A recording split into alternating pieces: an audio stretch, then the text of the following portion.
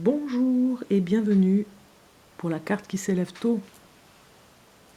Pour voir aujourd'hui quel est le travail à faire, quelle est la pensée positive qui peut vous aider.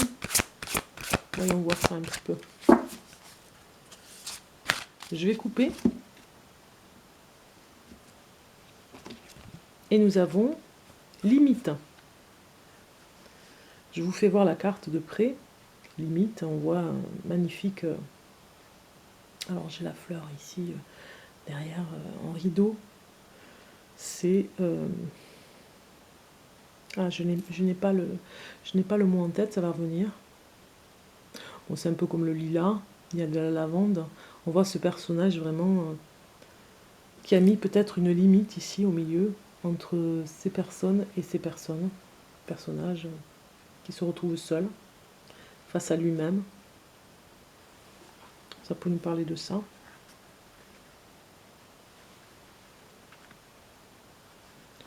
Ça peut nous parler des limites qu'on peut avoir dans la vie. La glycine, voilà, ça fait penser à de la glycine. On pourrait dire sur cette carte que il y a besoin de frontières en tout cas, de mettre une limite pour les autres. Vous avez besoin en ce moment de frontières solides, vraiment pour vous séparer. Alors on vous demande ici avec cette carte de limite de décider ce que vous acceptez et de refuser dans votre vie. Décidez ce que vous acceptez et refusez dans votre vie. Ça en va pour votre propre guérison.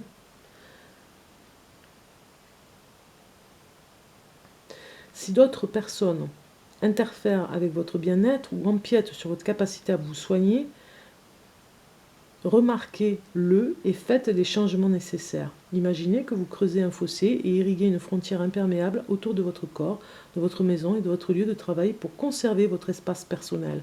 On ne le dit jamais assez, notre espace personnel est précieux, on n'en fait pas n'importe quoi, on ne se laisse pas envahir, on va dire, parce que bien souvent on se laisse envahir. On a le droit d'avoir son espace personnel. Vous avez peut-être traversé une période difficile pendant laquelle de nombreux aspects de votre vie ont été bouleversés. Il est impératif d'honorer vos limitations et de reconnaître qu'il faut prendre grand soin de vous. Les gens, même de bonne volonté, peuvent devenir importuns quand vous ne supportez pas de longues visites ou les appels téléphoniques interminables. Vous n'avez pas à vous excuser. Faites-le savoir que vous effectuez des changements pour mieux soutenir votre énergie de guérison.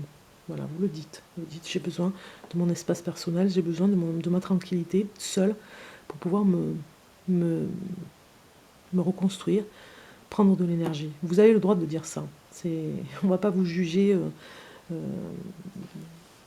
par rapport à ça, on ne va pas vous juger d'être irrespectueux ou d'être pas très sympa, pas très ouvert. Non, vous avez le droit d'avoir votre espace. Voilà. Ne l'oubliez pas, c'est important parce que des fois on oublie vraiment cet espace précieux et on se laisse vite envahir parce qu'on a oublié qu'il y a des limites.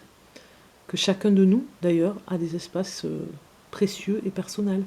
Même vous, si vous avez l'habitude d'aller voir quelqu'un et de rester plus d'heures qu'il ne faut, ça peut parler aussi dans ce sens-là. Eh bien, pensez que cette personne elle a besoin aussi de silence, elle a besoin aussi de se retrouver seule, que vous n'êtes pas obligé de toujours aller la voir. Peut-être que vous le faites avec une bonne intention parce que vous pensez qu'elle est seule et que ça va lui faire du bien de voir du monde, mais des fois, la solitude fait plus de bien que de voir du monde, hein. Souvent même, je dirais, enfin, entre guillemets. Je vous dis à très bientôt pour une nouvelle carte, au revoir.